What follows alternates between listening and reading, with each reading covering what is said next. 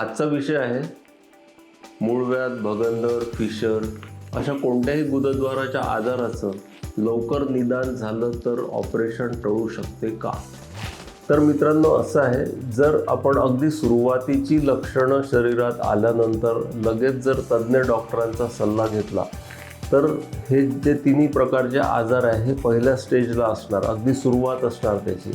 त्याच्यामुळे योग्य आहार, औषधोपचार आणि सोबत काही घेण्याची काळजी, काही व्यायाम या गोष्टींमुळे नक्कीच हे आजारांचं लवकर निदान झालं तर लवकर पूर्णपणे औषधं घेऊन तो औषधोपचारानेच पेशंट बरा होऊ शकतो.